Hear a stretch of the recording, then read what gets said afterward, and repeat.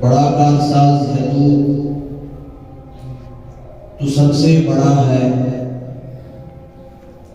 بڑا کارساز ہے تو سب سے بڑا ہے، تو ہر وقت مصروف میرے خدا ہے، چلا رکھے ہیں سلسلے دو جہاں کے، یہ منظر نظارے زمین آسماں کے، تیرے دم سے دنیا میں شام و سحر ہیں، تیرے دم سے دنیا میں شام و سحر ہیں، تیرے حکم سے جلتے شمس و قمر ہیں، کبھی رات سے دن کبھی رات کر دے، کبھی بادلوں سے تو برسات کر دے، بڑا لا شریک ہے تیری ذات پاک ہے، تو پتھر میں کیڑے کو دیتا خوراک ہے، تو پتھر میں کیڑے کو دیتا خوراک ہے۔ ہم نے تجھے جانا ہے فقط تیری عطا سے، سورج کے اجالے سے فضاؤں سے خلا سے، چاند اور ستاروں کی چمک اور ضیاء سے، جنگل کی خاموشی سے پہاڑوں کی انا سے، پرہول سمندر سے اسرار گھڑا سے، بجلی کے چمکنے سے گڑگڑے کی صدا سے، مٹی کے خزانوں سے اناجوں سے غذا سے، برسات سے طوفان سے پانی سے ہوا سے، ہم نے تجھے جانا ہے فقط تیری عطا سے، دنیا کے حوادث سے جفاؤں سے وفا سے، رنج و غم و آلام سے دردوں سے دوا سے، خوشیوں سے تبسم سے مریضوں کی شفا سے، بچوں کی شرارت سے تو ماؤں کی دعا سے، نیکی سے عبادات سے لغزش سے خطا سے، خود اپنے ہی سینے کے دھڑکنے کی صدا سے، ہم نے تجھے جانا ہے فقط تیری عطا سے، ابلیس کی فتنوں سے تو آدم کی خطا سے، اوصاف ابراہیم سے یوسف کی حیا سے، اور حضرت ایوب کی تسلیم و رضا سے، عیسیٰ کی مسیحائی سے موسیٰ کے عصا سے، نمرود کے فرعون کے انجام فنا سے، کعبے کے تقدس سے تو مروہ و صفا سے، تورات سے انجیل سے قرآن کی صدا سے، یاسین سے طٰہٰ سے مزمل سے نبا سے، ایک نور جو نکلا تھا کبھی غار ہیرا سے، ہم نے تجھے جانا ہے فقط تیری عطا سے، ہم نے تجھے جانا ہے فقط تیری عطا سے۔ تمام ہم اللہ کی ذات کے لیے کہ جس اللہ نے اس گئے گزرے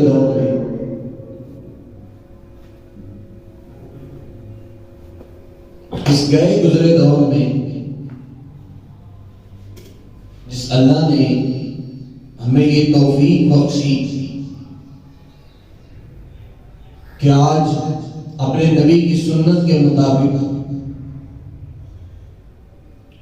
جمعہ کا فریضہ ادا کرنے کے لیے ہم اللہ کے گھر میں جمع ہیں، جتنا بھی اللہ تعالی کی ذات کا شکر ادا کیا جائے کم ہے، اور میرے لیے دوسری بڑی خوش قسمتی خوش نصیبی یہ ہے کہ میں جس ادارے میں آج سے 5 سال قبل پڑھتا رہا، اپنی تعلیم کے 2 سال میں نے جس ادارے میں گزارے،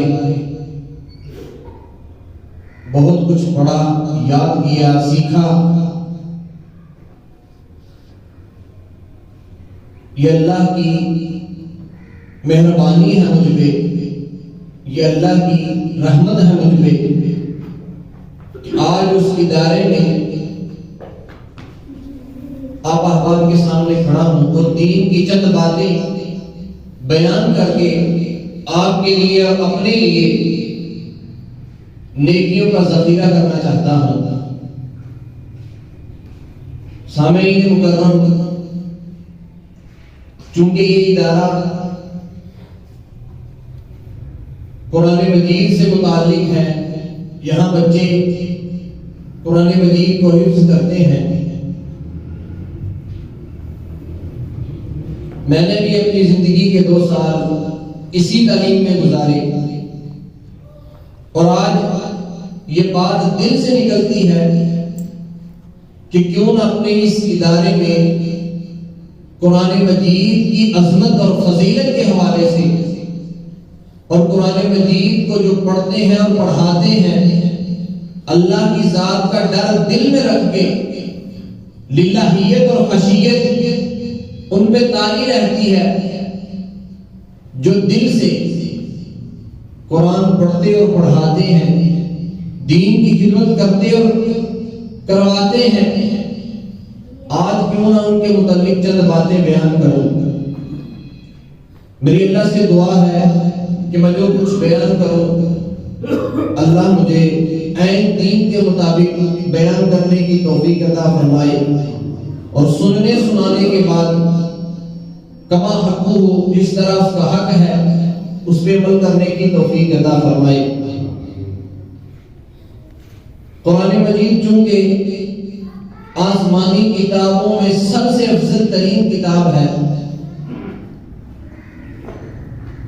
اللہ تعالیٰ نے اس کتاب کے شروع میں فرمایا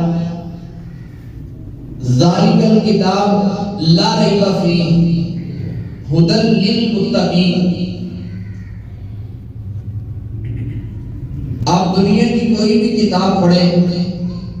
وہ کتاب اردو میں لکھی ہو، انگلش میں لکھی ہو، فارسی میں لکھی ہو، پنجابی میں لکھی ہو، یا دنیا میں بولی جانے والی جتنی زبانیں ہیں کسی زبان میں وہ کتاب لکھی گئی ہو، کتابت کا یہ قانون ہے کہ کتاب لکھنے والا، کتاب کا مصنف اپنی کتاب کے آخر میں ایک جملہ لکھتا ہے، ہر کتاب لکھنے والا، کہ میں یہ کتاب لکھ رہا ہوں، اگر اس کتاب کو پڑھنے والے شخص کو اس کتاب میں کوئی غلطی نظر آئے، کوئی کمی نظر آئے، کوئی کوتاہی نظر آئے، تو وہ کتاب لکھنے والا مصنف اپنی کتاب کے آخر پہ اپنا رابطہ نمبر لکھتا ہے اور یہ عرض کرتا ہے کہ کتاب کو پڑھنے والے کو اگر کوئی غلطی کوتاہی اس کتاب میں نظر آئے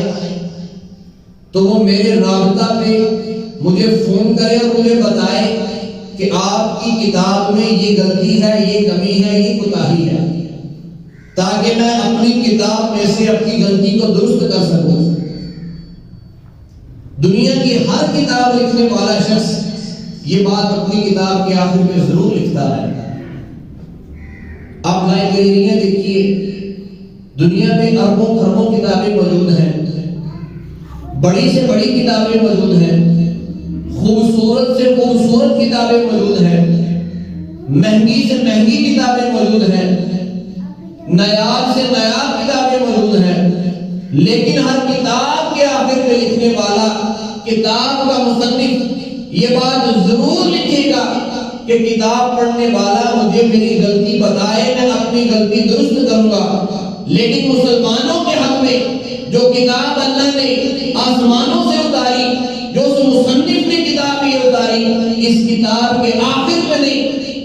بلکہ اللہ نے اس کتاب کے شروع پہ فرمایا ذالک الکتاب لا ریب فیہ، اے اس کتاب کو پڑھنے والے، اس کتاب کا مطالعہ کرنے والے، اس کتاب میں غلطی کوتاہی ہونا دور کی بات ہے، پہلے یہ عقیدہ بنا، پہلے یہ نظریہ بنا، پہلے تیرے ذہن میں یہ بات ہونی چاہیے کہ اس کتاب میں غلطی کوتاہی دور کی بات ہے۔ ذالک الکتاب لا ریب فیہ، ہم نے اس کتاب کو شک سے بھی پاک نازل کیا۔ تو یہ کتاب اللہ تعالیٰ نے آسمانوں سے جو نازل کی، یہ میرے اور آپ کے لیے رحمت ہے، میرے اور آپ کے لیے یہ کتاب برکت ہے۔ ہمیں چاہیے کہ اس کتاب کی قدر کریں اور اس کتاب کو پڑھنے پڑھانے والوں کی قدر کریں۔ آپ اس وقت دنیا میں چیلنج کر سکتے ہیں، اس وقت آپ دنیا میں چیلنج کر سکتے ہیں کہ جو مسلمانوں کو اللہ تعالیٰ نے کتاب دی، جس طرح اس کتاب کی حفاظت کی گئی ہے، دنیا کی کسی کتاب کی حفاظت نہیں کی گئی۔ تورات ہے، زبور ہے، انجیل ہے، یہ تین آسمانی کتابیں قرآن مجید کے ساتھ یہ بھی کتابیں مشہور ہیں، لیکن قرآن مجید کی حفاظت اللہ تعالیٰ نے کیوں کی اور کس طرح کی؟ ذرا توجہ کیجیے، یہ بات سب سے زیادہ سمجھنے والی ہے۔ اللہ تعالیٰ نے قرآن مجید میں فرمایا اِنَّا نَحْنُ نَزَّلْنَا الذِّكْرَ وَإِنَّا لَهُ لَحَافِظُونَ، کہ ہم ہی اس ذکر کو، اس قرآن کو نازل کرنے والے ہیں اور ہم ہی اس قرآن کی حفاظت کرنے والے ہیں۔ پہلی بات یہ سمجھیے کہ اگر آج اس دور میں کوئی بڑی شخصیت، کوئی بڑا بندہ، کوئی سیاسی لیڈر اگر کسی مسجد کی، کسی ادارے کی یا کسی بھی شخص کی ذمہ داری اٹھا لے اور وہ یہ کہہ دے کہ فلاں مسجد اس کی ذمہ داری میری ہے، تو لوگوں کے دلوں میں ایک تسلی آ جاتی ہے۔ اگر وہ کسی بیوہ کے متعلق یہ کہہ دے کہ فلاں بیوہ ہے، جب تک وہ زندہ ہے اس کی ذمہ داری میری ہے، میں اس کی ذمہ داری اٹھاتا ہوں، وہ میرے ذمہ ہے۔ اگر کوئی بھی بڑا بندہ یہ بات کہہ دے یا کوئی بندہ یہ کہہ دے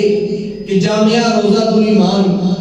اس کی ذمہ داری میری ہے، اس علاقے کا ایم ایل اے یا ایم پی یہ کہہ دے، تو لوگوں کے دلوں میں ایک تسلی آ جاتی ہے کہ فلاں شخصیت، اللہ نے اسے مال و دولت دے رکھی ہے، اللہ نے اسے شہرت دے رکھی ہے، اسے طاقت، اسے عہدہ، اقتدار دے رکھا ہے، اگر وہ اس مسجد کی ذمہ داری اٹھائے گا تو اس مسجد کا نظام بہتر چلے گا، یہ مسجد اللہ کا گھر آباد رہے گا۔ لوگوں کے دلوں میں ایک تسلی آ جاتی ہے۔ لیکن وہ کتاب جس کو اللہ نے نازل کیا اور پھر اس کتاب کی حفاظت کا ذمہ اللہ نے خود اٹھایا، جس اللہ نے دنیا والوں کو دولت دے رکھی ہے، شہرت اور اقتدار اور کرسی دے رکھی ہے، اس کی ذمہ داری اٹھانے سے لوگوں کے دلوں میں تسلی آ جاتی ہے۔ اگر اللہ کسی چیز کی حفاظت کا ذمہ اٹھا لے تو مسلمانوں کے دلوں میں پختہ ایمان کی تسلی ہونی چاہیے۔ یہ میرے اندر اور آپ کے اندر یہ بہت بڑی کمی ہے کہ اللہ نے قرآن مجید کی حفاظت کا ذمہ اٹھا رکھا ہے اور ہمیں اس کتاب کی قدر نہیں معلوم، اس کتاب کی جو اہمیت ہے وہ ہمارے دلوں میں بہت کم ہے۔ جو بات عرض کر رہا ہوں اسی کی طرف آتا ہوں کہ اللہ نے اس کتاب کی حفاظت کا ذمہ لے رکھا ہے۔ وہ کس طرح؟ آپ اس وقت دنیا میں چیلنج کیجئے، آپ کو تورات کو یاد کرنے والا ایک شخص بھی دنیا میں موجود نہیں ملے گا،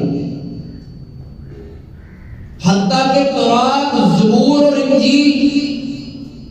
ان کتابوں کا ایک ورق تک یاد نہیں لوگوں کو۔ عیسائیت کے بڑے بڑے پادری ان کو چیلنج کر دیجیے، انہیں تورات، زبور یا انجیل تینوں کتابوں میں سے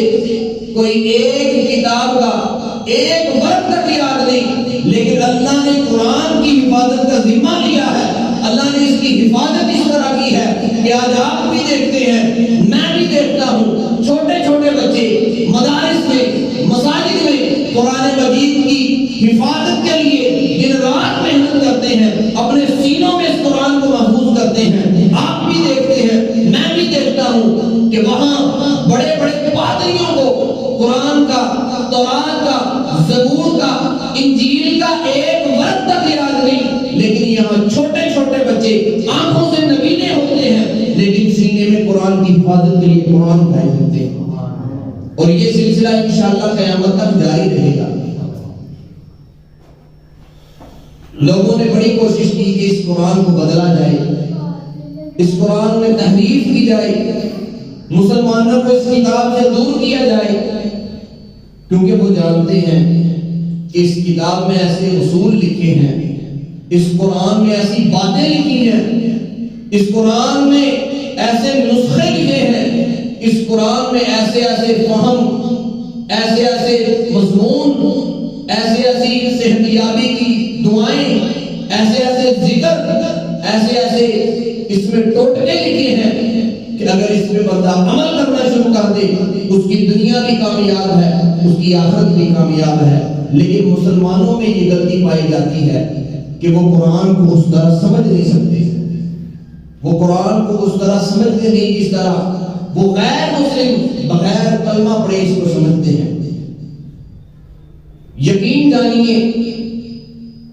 کہ وہ لوگ ہمارے قرآن پہ سرچ کر کے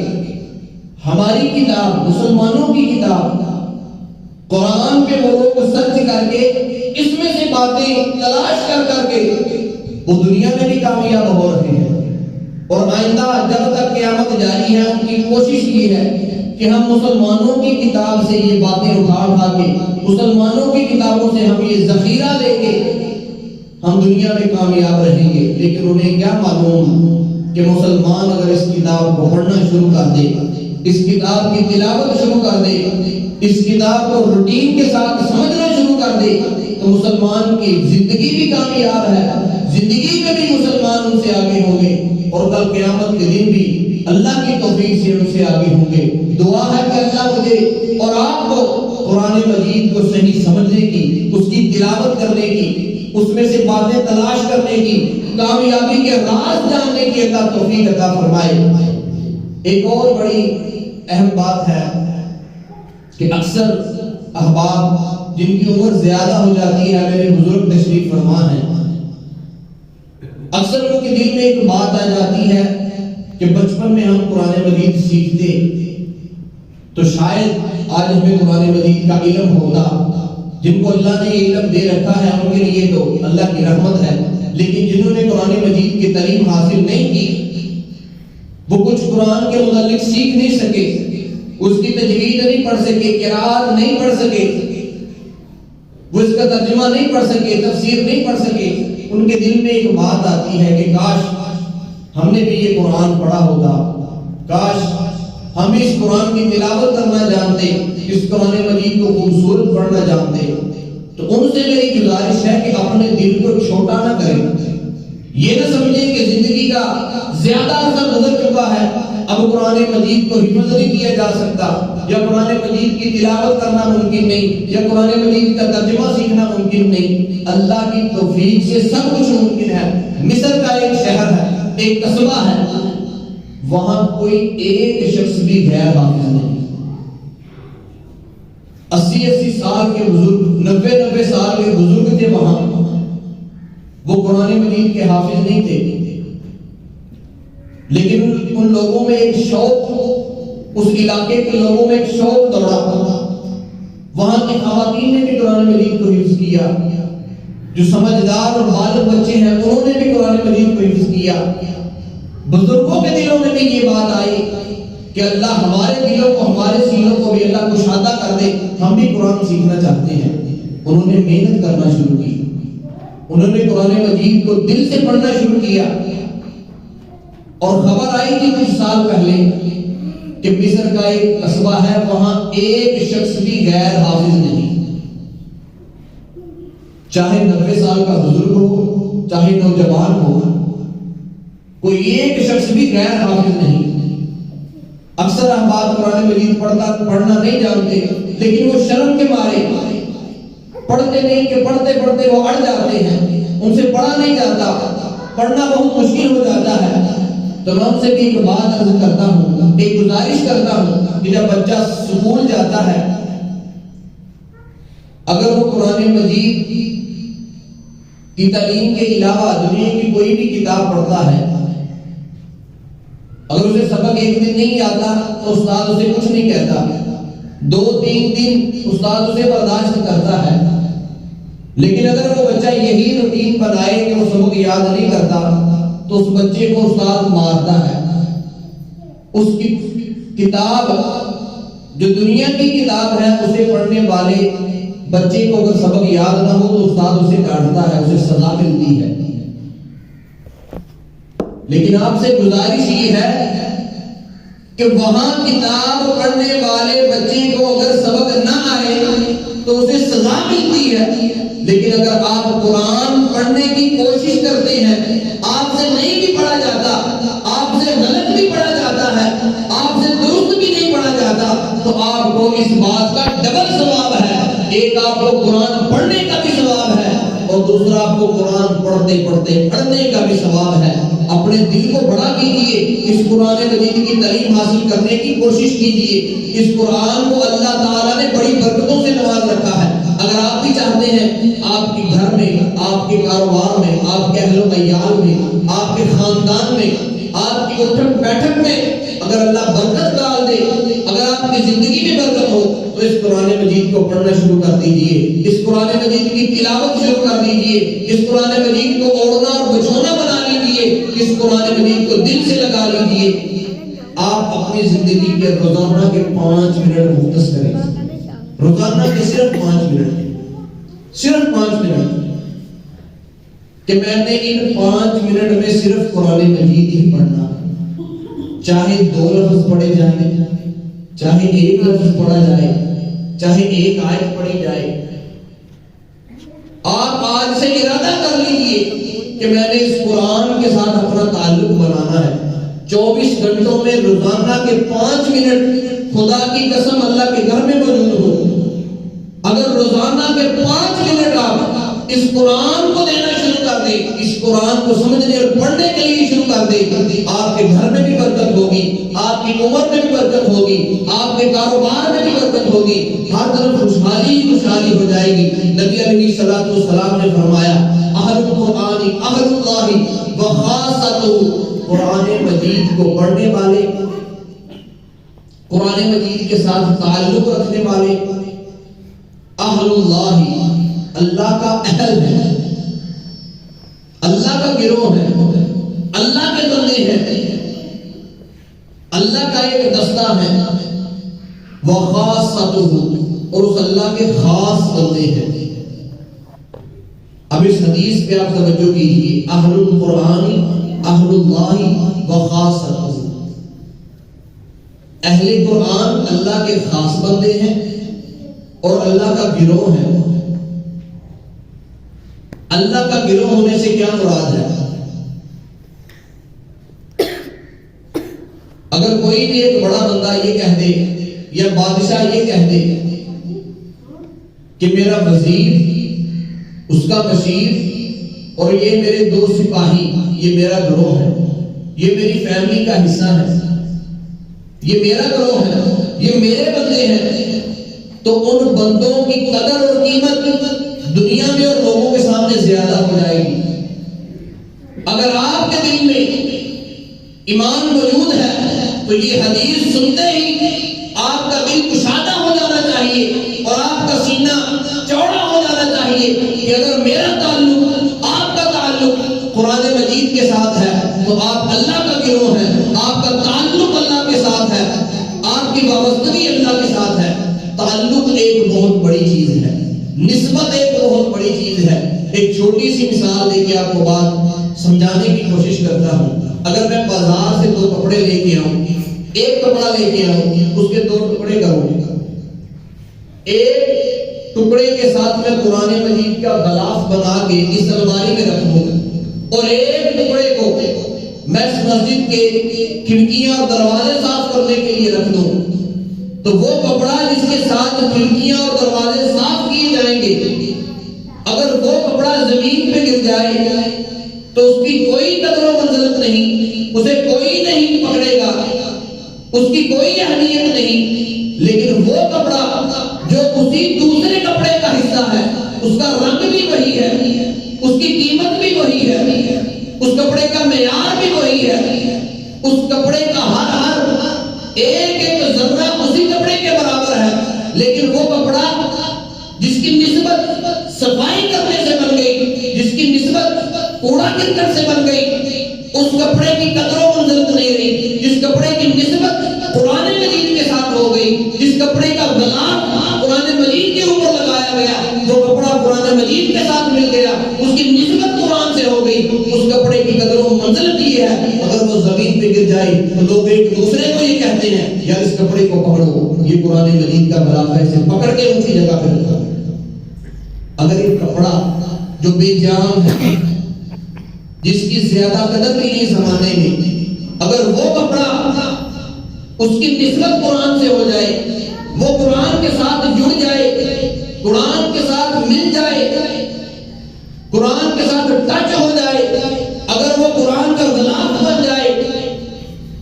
تو اس بے جان اور بے حس کپڑے کی قدر و منزلت اتنی ہے کہ لوگ اسے ہاتھوں پہ اٹھاتے ہیں۔ اگر میں اور آپ جسے اللہ نے افضل المخلوق بنا کے رکھا ہے، اگر وہ انسان اپنی نسبت قرآن کے ساتھ کر لے، اگر وہ انسان اپنے آپ کو قرآن کے ساتھ جوڑ لے تو اس کی قدر و منزلت کیا ہوگی، یا آپ اندازہ لگا لیجیے وہ دنیا میں بھی کامیاب ہوگا اور آخرت میں بھی کامیاب ہوگا۔ اس لیے نبی علیہ السلام نے فرمایا تھا خیرکم من تعلم القرآن وعلمہ، کہ تم میں سے سب سے بہتر وہ ہے، سب سے بہتر کا مطلب یہ ہے کہ یہاں جو بچے قرآن مجید پڑھتے ہیں یا پڑھاتے ہیں وہ سب سے افضل ہے۔ سب سے افضل سے مراد اس علاقے میں دیکھیے، اگر کوئی عہدیدار ہے وہ اس سے بھی افضل ہے، اگر کوئی چوکیدار ہے وہ اس سے بھی افضل ہے، اگر کوئی بادشاہ ہے وہ اس سے بھی افضل ہے، اگر کوئی ایم این اے ہے اور ایم پی اے ہے وہ اس سے بھی افضل ہے۔ اللہ کے ہاں وہ افضل ہے۔ اگر اس ایم این اے اور ایم پی اے اور بادشاہ کا تعلق ان بچوں سے رہے گا تو وہ بھی اسی میں شمار ہوں گے۔ اس لیے نبی علیہ السلام کی دوسری حدیث ہے اہل القرآن اہل اللہ وخاصتہ، کہ اللہ کا اہل ہے قرآن والے، جن کی نسبت اور جن کا تعلق قرآن مجید کے ساتھ ہے وہ اللہ کا اہل ہے، وہ اللہ کا گروہ ہے، وہ اللہ کی فیملی ہے، وہ اللہ کے بندے ہیں۔ اللہ کا گروہ ہونے سے مراد میں نے پہلے بھی عرض کیا کیا ہے، اللہ کی فیملی ہونے سے مراد میں نے پہلے بھی عرض کیا کیا ہے۔ اہل القرآن اہل اللہ میں کون کون آتے ہیں یہ بھی سمجھ لیجیے۔ یہاں جو بچے قرآن مجید کی تعلیم حاصل کرتے ہیں وہ بچے سب سے پہلے، وہ بچے جو قرآن مجید کی تعلیم حاصل کرتے ہیں اور جو ان کو تعلیم حاصل کرواتے ہیں، اہل القرآن اہل اللہ، سب سے پہلے وہ اللہ کا گروہ ہے۔ اس کے بعد وہ لوگ ان کے ساتھ شامل ہیں جو ان بچوں کی سرپرستی کرتے ہیں، جن کا پیسہ ان بچوں پہ لگتا ہے، جن کی توجہ ان بچوں پہ خرچ ہوتی ہے، جو ان بچوں کے سر پہ دست شفقت رکھتے ہیں، جن کا وقت اس ادارے کے لیے خرچ ہوتا ہے، اللہ کی رحمت اور توفیق کے ساتھ وہ بھی اہل اللہ و خاصتہ، اہل القرآن اہل اللہ و خاصتہ، وہ بھی اسی دائرے میں آئیں گے، وہ بھی اسی جملے میں شامل ہوں گے۔ جو لوگ ان بچوں کی سرپرستی کرتے ہیں، اپنا وقت اور توجہ اور پیسہ ان بچوں پہ خرچ کرتے ہیں، وہ بھی اپنے سینوں کو کشادہ کر لیجئے کہ ہمارا تعلق بھی قرآن مجید پڑھنے والوں کے ساتھ ہے۔ ہم بھی اہل القرآن اہل اللہ و خاصتہ، ہم بھی اللہ کے خاص بندے ہیں کیونکہ قرآن پڑھنے والوں کی سرپرستی کرتے ہیں۔ اللہ تعالیٰ نے قرآن مجید میں فرمایا وَلَقَدْ آتَيْنَاكَ سَبْعًا مِنَ الْمَثَانِي وَالْقُرْآنَ الْعَظِيمِ لَا تَمُدَّنَّ عَيْنَيْكَ إِلَىٰ مَا مَتَّعْنَا بِهِ، کہ اے پیغمبر صلی اللہ علیہ وسلم لا تمدن عینیک الی ما متعنا به، اے پیغمبر صلی اللہ علیہ وسلم وَلَقَدْ آتَيْنَاكَ سَبْعًا مِنَ الْمَثَانِي وَالْقُرْآنَ الْعَظِيمِ، اے پیغمبر ہم نے آپ کو 7 آیات والی ایک سورت عطا کی ہے، والقرآن العظیم، اور ایک قرآن مجید عطا کیا ہے۔ اے پیغمبر صلی اللہ علیہ وسلم لا تمدن عینیک الی ما متعنا به، اے پیغمبر آپ کی نگاہیں اس قرآن مجید کے آ جانے کے بعد اور 7 آیات والی سورہ فاتحہ، 7 من المثانی، 7 آیات والی سورہ فاتحہ، اے پیغمبر جو ہم نے آپ کو عطا کر دی ہے اور قرآن مجید آپ کو عطا کر دیا ہے، یہ قرآن آ جانے کے بعد، یہ 7 آیات والی سورت آ جانے کے بعد لا تمدن عینیک الی ما متعنا به، اے پیغمبر آپ کی نگاہیں، آپ کی نظریں، آپ کا دل، آپ کا دماغ، اے پیغمبر دنیا کی کسی چیز کے لیے نہ دھڑکے، آپ کی نظر دنیا کی کسی چیز کی طرف نہ جائے، آپ کا دماغ اس قرآن کے علاوہ اور 7 آیات والی سورت کے علاوہ آپ کا دماغ کسی دوسری چیز کی طرف نہ سوچے۔ یہ بات بھی سمجھ لیجئے کہ وہ پیغمبر جن کا ایک ایک لمحہ اللہ کے ذکر میں، اللہ کی خشیت میں، اللہ کی عبادت میں گزرتا تھا، چاہے وہ دن ہو وہ رات ہو، اللہ اس پیغمبر کو یہ کہہ رہے ہیں کہ قرآن مجید ہم نے آپ کو عطا کر دیا، بس سب کچھ یہی ہے، ہر چیز کے راز اسی میں ہے، یہی دولت ہے، یہی شہرت ہے، یہی عزت ہے، یہی آبرو ہے، یہی جند اور جان ہے۔ اے پیغمبر ہم نے یہ قرآن آپ کو عطا کر دیا، اس کے بعد آپ کسی بھی چیز کی طرف توجہ نہ دیں، بس اس سے آپ کا تعلق ہونا چاہیے۔ اللہ اس پیغمبر کو کہہ رہے ہیں جن کی ایک ایک دن کی عبادت ہم سب کی ساری زندگی کی عبادت سے افضل ہے۔ اللہ اس پیغمبر کو یہ کہہ رہے ہیں کہ اس قرآن کے علاوہ کسی دوسری چیز کی طرف نہ دیکھیے۔ اس کا مطلب کیا ہے؟ اس کا مطلب یہ ہے کہ پیغمبر کی آنے والی جو امت ہے وہ یہ بات سمجھ لے کہ وہ پیغمبر، وہ نبی جو اپنا ایک ایک لمحہ اللہ کی عبادت میں گزارے، اس پیغمبر کو یہ حکم ہے کہ قرآن کے ساتھ مل جاؤ۔ اے نبی کی آنے والی امتیو، اے نبی کی آنے والی قوم، یہ تم بھی سمجھ لو کہ اس نبی کو بھی یہ حکم ہے جو سارا دن اور رات عبادت کرتا ہے، وہ بھی قرآن کے ساتھ نسبت رکھے، اور آپ جو اس نبی کی امت ہیں وہ بھی قرآن مجید کے ساتھ نسبت رکھے۔ یہ قرآن مجید کی اہمیت کو بڑھانے کے لیے، قرآن مجید کی فضیلت کو بڑھانے کے لیے اللہ تعالیٰ نے اپنے نبی سے یہ ارشاد فرمایا کہ آپ اپنا تعلق قرآن مجید کے ساتھ رکھیے۔ جتنی بھی باتیں میں قرآن مجید کے حوالے سے عرض کروں کم ہے، آدھا گھنٹہ یا پونا گھنٹہ، جتنی بھی باتیں میں کر لوں قرآن مجید کی فضیلت کے حوالے سے کم ہے، لیکن کوشش یہ ہے کہ کوئی ایک بات آپ جتنے آئے بیٹھے ہیں کسی کے دل میں گھر کر جائے، کسی کے دل کو لگ جائے، کوئی ایک بات کسی کے دل میں اتر جائے، وہ آپ کے لیے بھی راہ نجات ہے اور میرے لیے بھی راہ نجات ہے۔ نبی علیہ السلام نے فرمایا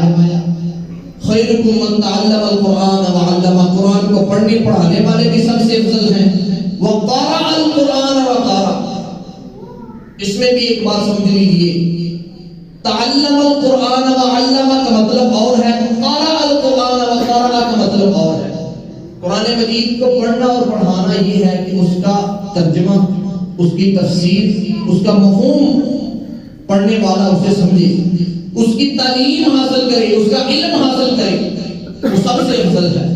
اب ہر بندہ اس دور میں کوشش کے باوجود بھی اس کا حق ادا نہیں کر سکتا کہ قرآن مجید کی تعلیم حاصل کرے۔ ہر شخص کے پاس اتنا وقت نہیں۔ دوسری حدیث نبی علیہ السلام کی، قرأ القرآن وقرأ خیرکم من قرأ القرآن وقرأ، یہ میرے اور آپ کے لیے رحمت ہے کہ نبی علیہ السلام نے یہ فرما دیا کہ قرأ القرآن وقرأ، پڑھنے والا بھی اور پڑھانے والا بھی۔ یعنی اگر آپ اپنے گھر میں بیٹھ کے قرآن مجید کی تلاوت کرتے ہیں تو آپ ہی سب سے افضل ہیں۔ یہ دین کشادہ ہے، یہ دین اللہ نے جو قرآن کے ذریعے نازل کیا یہ بہت وسیع ہے۔ قرأ القرآن وقرأ، اگر کوئی پڑھتا ہے وہ بھی سب سے افضل ہے، کسی کو پڑھنا نہیں آتا اسے کوئی پڑھنا بتاتا ہے تو وہ بھی سب سے افضل ہے۔ اس قرآن مجید کے ساتھ اپنا تعلق بنائیے، اس قرآن مجید کے ساتھ اپنی نسبت بنائیے، اپنی زندگی کے روزانہ کے صرف 5 منٹ اس قرآن مجید کو دے دیجیے، اس قرآن مجید کے لیے وقف کر دیجیے۔ آپ دیکھیے گا کہ ان 5 منٹ میں اللہ اتنی برکت ڈالے گا، اللہ اتنی رحمت کرے گا کہ آپ کے اٹھنے بیٹھنے سے خوشبو آئے گی، لوگ آپ سے ملنے کے لیے ترسیں گے، لوگ آپ سے مل کے خوشی محسوس کریں گے۔ اللہ اتنی برکتیں اور 4 چاند لگا دے گا۔ نبی علیہ السلام جب مکہ کا دور تھا تو آپ علیہ السلام راتوں کو قیام میں قرآن مجید کی تلاوت کیا کرتے تھے۔ تو وہ لوگ جو کلمہ نہیں پڑھتے تھے، کفار تھے، نبی علیہ السلام کے دشمن تھے، وہ بھی قیام کے وقت، تہجد کے وقت آگے نبی علیہ السلام کی تلاوت کو سنا کرتے تھے۔ یہ ایسی پرسوز اور دل کو سکون دینے والا کلام ہے۔ وہ تو عرب لوگ تھے، انہیں سمجھ آتی تھی، لیکن اگر آج یہاں کوئی قرآن اچھا پڑھنے والا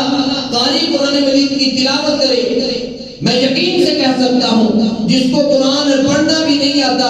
سمجھنا بھی نہیں آتا، اسے ترجمہ بھی نہیں آتا، اسے تفسیر بھی نہیں آتی، وہ قرآن کے متعلق کچھ جانتا بھی نہیں، لیکن تلاوت سننے کا مزہ اس کے دل میں بھی آتا ہے۔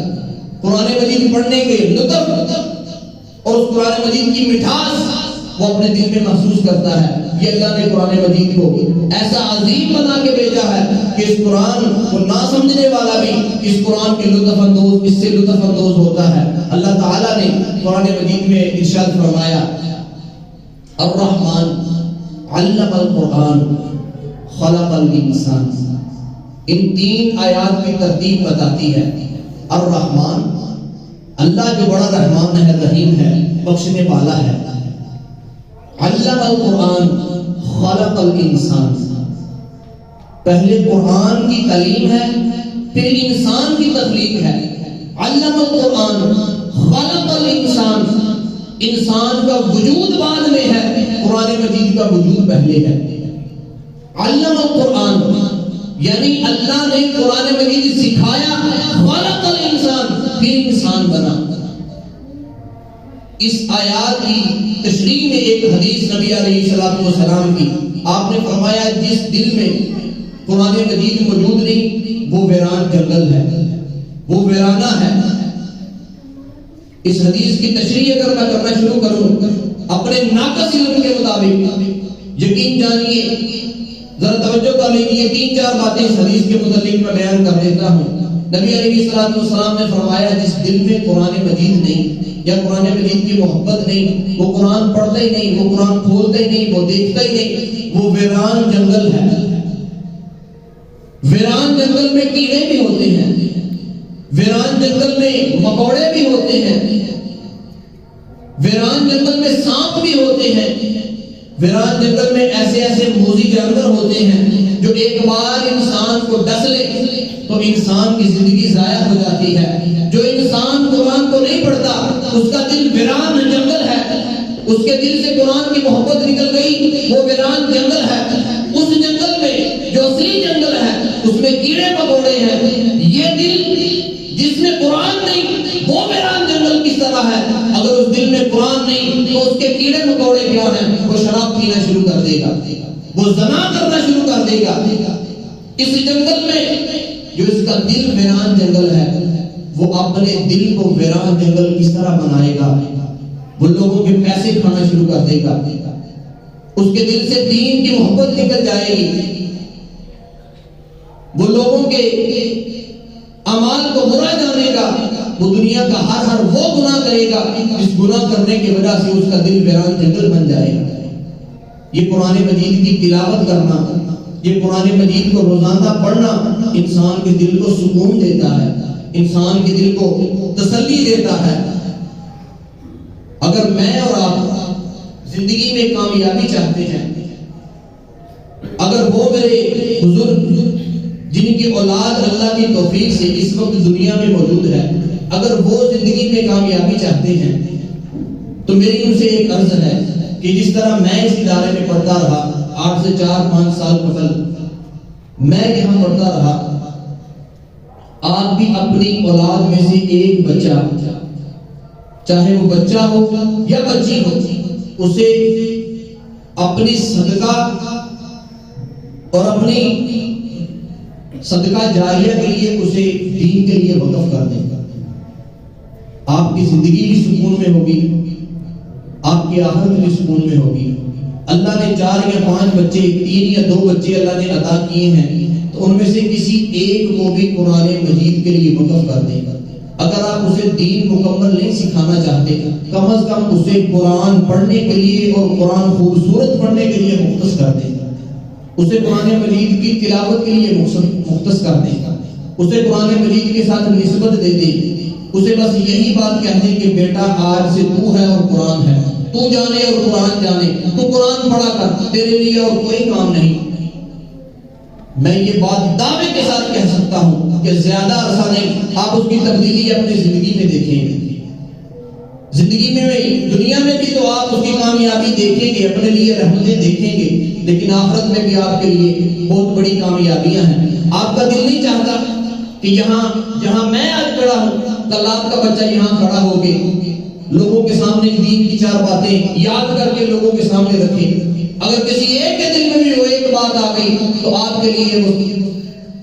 ذریعہ نجات ہے. اگر ایک بندہ بھی یہاں میری کوئی ایک بات کسی کو اچھی لگ گئی، اگر اس نے اپنا لی، مجھے معلوم بھی نہیں ہوگا،